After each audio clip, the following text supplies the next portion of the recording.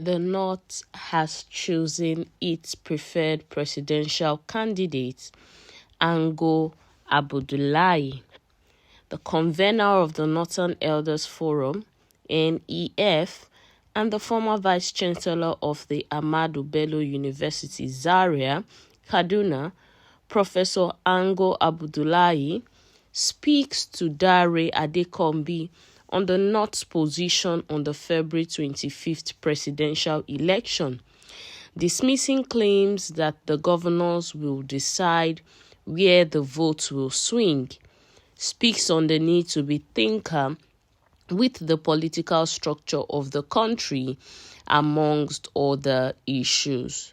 Hello everyone. Thank you for joining us once again on the channel. Well, before we go into the details of today's report in full, we'd like to say a very big welcome to each and every one of you. If you're joining us for the very first time, please do well to like, share, and subscribe to our channel. Now, to all of our existing subscribers, please don't forget to give us a thumbs up on our posts as they come your way. Thank you and God bless you. Now into the details of today's report. The Naira scarcity occasioned by the money redesign policy of the Central Bank of Nigeria is being greeted with mixed reactions. While some are saying it will help curb vote vying, others feel it is piling to the pressure on ordinary Nigerians. Where do we stand on this? Professor Abdullahi says the courts are there to resolve the matter. If there are people with different positions and arguments on the policy, the resolution of the differences can only be solved in the court of law. It looks to me that so many stakeholders are already in court, and one can hear verdicts coming from the courts, including the Supreme Court, about what is right or what is wrong. So there is not much to say about it. Now, when asked that last year you spoke strongly against vote buying and how it poses a threat to free choice at elections, don't you see this Naira policy as something that can help stop and reduce vote merchandising? Professor Abdullahi says, no, I don't think so. The people who buy votes are politicians, and it has so happened that it is the politicians that are in control of the CBN and the commercial banks. So the fact that there is reprinting or redesigning of our Naira does not take away from politicians who rely on the system to control the supply of the old or the new currency.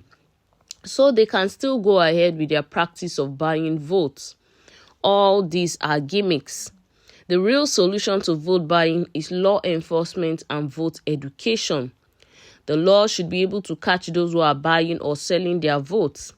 By voter education, it means that people should be told that they should not sell their future for 5,000 or even 10,000 and suffer for another 4 or 8 years, as the case may be. What do you make of the state of the presidential race among the four frontrunners? Senator Bola Tinubu of the APC, Atiku Abubakar of the PDP, Peter Obi of the Labour Party, and of course Rabiu Kwankwaso of the NNPP. Abdullahi says there are 18 presidential candidates, not 4. Only 4 of them are frontrunners. There are 18 of them from 18 political parties, and all of them are going to be on the ballots. I have not done any statistical investigation about who the people in Lagos are going to vote for, or my people in Zaria. So it is difficult for me to say exactly because all the candidates are campaigning. Whichever candidate you look at, you find people dancing around him and you are not sure whether it is their fellow politicians who are dancing around them or it is the voters. You should be able to know who the frontline candidates are in terms of who is spending what, who is attracting news items in his favor or against him, and so on. The presidential candidates appeared before a northern group in Kaduna last year to discuss their plans for Nigeria and the North. You said, yes, 5 of them appeared before us, and they told us what their plan was And we said that we will follow them through their campaign. And we have been doing that to find out what they told us is what they are telling the electorate. In most cases, what they told us is not what they are telling the voters. They are not talking about issues. They are just fighting among themselves and calling themselves names.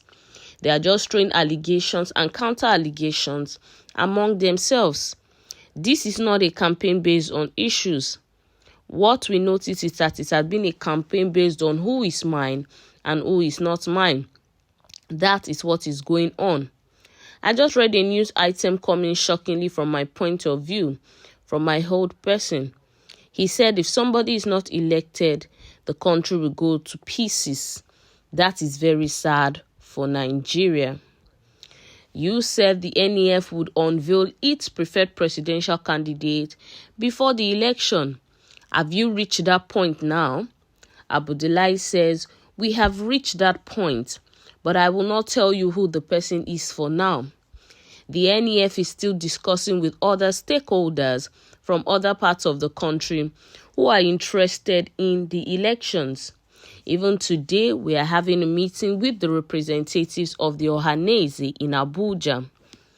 Asked a meeting between the Northern Elders and Ohanaeze, Abdullahi says yes, the representatives of the NEF and the Ohanaeze are meeting right now, and we don't know the outcome of their discussion yet.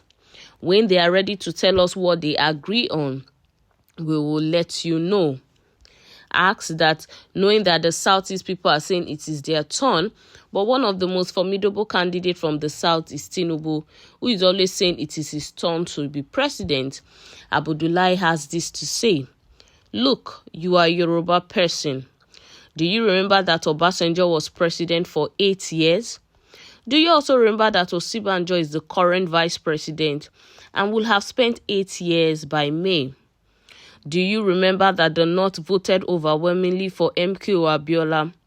Why are you then saying it is your turn again? Tinubu feels that having supported Buhari to be president, power should return back to the South and it should be his turn. It is not only about Tinubu. He must be speaking on behalf of somebody. First and foremost, he must be speaking on behalf of himself and his family and the Yoruba people. So what do you expect the Igbo to be doing? They too should be speaking on behalf of themselves and their son. On that logic, if the Yoruba says it is their turn, and the Igbo even more justifiably says it is their turn, and we the Northerners say it is our turn, then it looks like it is everybody's turn. This is what I'm telling you. The campaign is not based on issues, principles, and the basic tenets of democracy. So whether na issue or whether na Emilokon, let's wait and see who is going to carry the day. Well, that is it on the details of today's report. Until we'll come your way again next time with more news happenings, please do well to stay safe. Bye-bye.